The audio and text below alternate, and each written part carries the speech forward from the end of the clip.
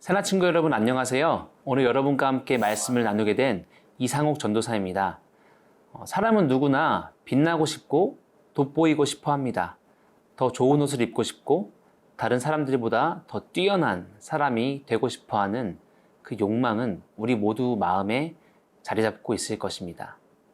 그런데 그 욕망에 너무 빠져서 우리의 인생을 살아가다 보면 이성적으로 생각하지 못하게 되면서 주변을 돌아보지 못하게 되는 경우가 많이 있습니다. 드라마에서도 자주 볼 수 있듯이 직장에서 더 좋은 자리로 올라가기 위해, 학교에서 더 좋은 성적을 내기 위해 너무 열심히 달려가다 보면 정말 소중하고 가치 있는 것들을 잃어버리는 것처럼 말이죠. 우리는 스스로 빛나기 위해서 우리에게 주어진 소중하고 가치 있는 것들을 놓치는 삶을 살아가고 싶지 않습니다. 그렇다면 우리는 어떻게 살아가야 할까요? 오늘 말씀을 통해서 하나님께서 주시는 지혜에 귀 기울이기를 소망합니다. 오늘 말씀의 제목은 빛나고 싶었어입니다. 오늘의 말씀은 사무엘하 18장 16절에서 23절입니다. 그러고 나서 요압이 나팔을 불어 군사들을 멈추게 하자 군사들이 이스라엘을 뒤쫓아가지 않고 돌아왔습니다. 그들은 압살롬을 데려다가 숲속 큰 구덩이에 던져놓고 그 위에 아주 큰 돌무더기를 쌓아두었습니다. 이스라엘 군사들은 모두 자기 장막으로 도망쳤습니다. 압살롬은 살아있을 때 자신을 위해 왕의 골짜기에 비석을 세웠습니다. 자신의 이름을 기념해 줄 만한 아들이 없다고 생각했기 때문입니다. 그가 그 비석에 자신의 이름을 붙였으므로 사람들은 오늘날까지 그것을 압살롬의 기념비라고 부르고 있습니다. 그때 사독의 아들 아히마아스가 말했습니다. 내가 달려가 여호와께서 왕의 원수를 갚아주셨다는 소식을 왕께 전하겠습니다. 요압이 그에게 말했습니다. 오늘 그 소식을 전할 사람은 내가 아니다. 왕자가 죽었으니 너는 다른 날 전하고 오늘은 하지 마라. 그러고 나서 요압이 에티오피아 사람에게 말했습니다. 가서 왕께 내가 본 것을 말씀드려라. 그러자 에티오피아 사람은 요압 앞에 절하고 달려갔습니다. 사독의 아들 아히마아스가 다시 요압에게 말했습니다. 제발 부탁입니다. 어쨌든 저 에티오피아 사람을 뒤따라가게 해주십시오. 그러나 요압이 대답했습니다. 내 아들아, 내가 왜 그렇게 가려고 하느냐? 내게 상이 될 만한 소식이 없지 않느냐? 아히마아스가 말했습니다. 제발 부탁입니다. 어쨌든 저도 가겠습니다. 그러자 요압은 그가 가는 것을 허락했습니다. 그러자 아히마아스는 들길로 내달려 에티오피아 사람을 앞질렀습니다. 압살롬은 자신의 자랑인 머리카락으로 인해 죽음에 이르게 됩니다. 그리고 요압은 압살롬의 시체를 돌무더기로 쌓아버립니다.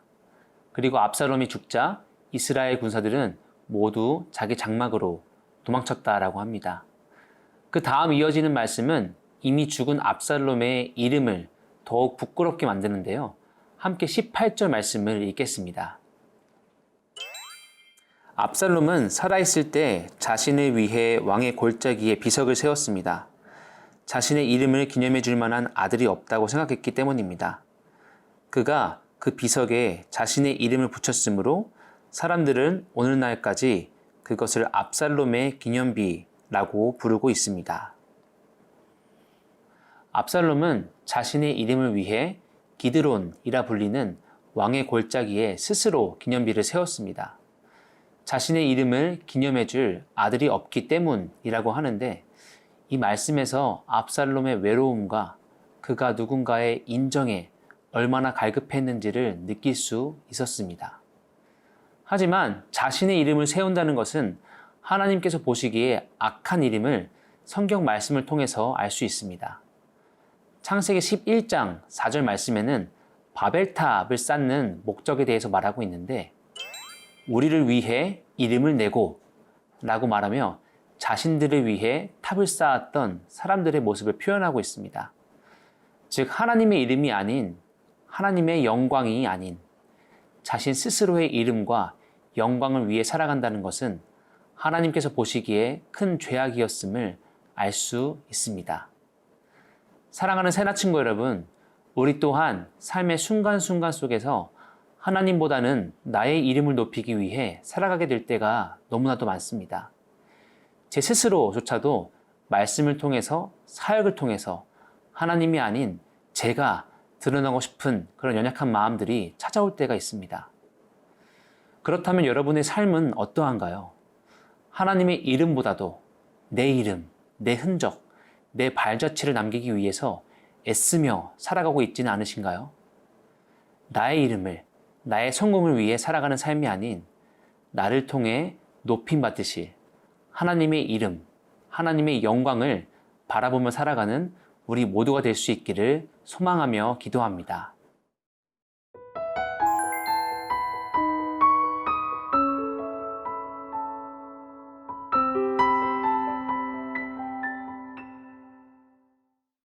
전투가 끝나고 다윗의 군사들은 다윗에게 소식을 전하려고 합니다.